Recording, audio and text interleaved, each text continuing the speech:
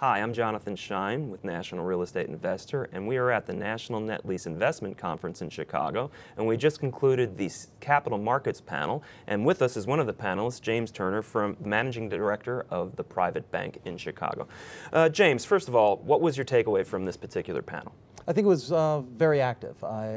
Great participation with the individuals that were there, and I think it demonstrates how active this market is. There's a lot of capital out there chasing these types of assets, and just by seeing bankers smiling and talking again is always a good sign. Seeing bankers in general is a good sign at this point of the cycle. So, from your point of view, how do you look at these investments and how do you finance them? We always look at the credit of the tenant as well as the sponsorship behind any type of transaction that we do. Sponsorship becomes very, very important in this time. It's what we've seen over the last 5 years, where individuals have had difficulty, and the ones who've actually handled themselves properly are the ones that I think most banks are being able to flock to try to be able to do transactions. So we still need lots of equity into our transactions. We're not at a point where we're being over aggressive. Recourse is still a component when we're looking at transactions from the bank balance sheet standpoint. You can do non-recourse financing at a higher leverage, but then that's typically banks syndicate their B pieces out in order to be able to maintain the risk on their balance sheet, because we're still very concerned about how the economy is going to happen after the election and in the upcoming years. So we're very cautious, but we are bullish. And what kind of equity are you looking for in a deal? On construction deals, you're in the 35%, maybe even 40% type of equity into those type of transactions, where before the crisis you were up to 95 to 100%.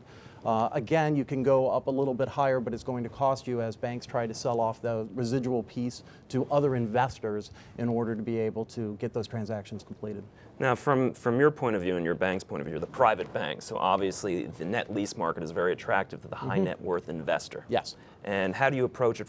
First of all, why is it so attractive for them? I think they're just chasing yield. And when you have a credit tenant and you have real estate supporting that, it does become very attractive relative to other alternative investments. I mean, do you look at it, did they also look at it as a wealth transfer strategy? Some have been doing that. We have a very active wealth management department that helps individuals relative to that. From our standpoint, we're really providing the product to them by dealing with the developers on a day-to-day basis. And what would you say the sweet spot for the kind of deal that you're actually currently in the financing of?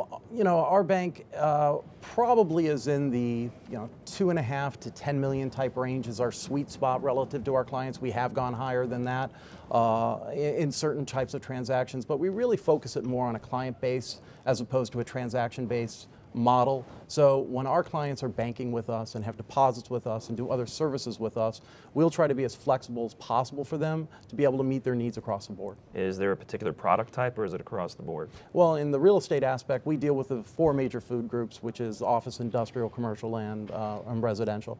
We'll do others, but that's really our key, and we really try to stick to our footprint of our banks in the markets that we know, where the clients are based. We'll travel with them, but we really want to make sure that we have a tight, strong relationship with our client. Got it. James Turner, the PrivateBank. Thank you very much. Thank you very much. Talk to you soon.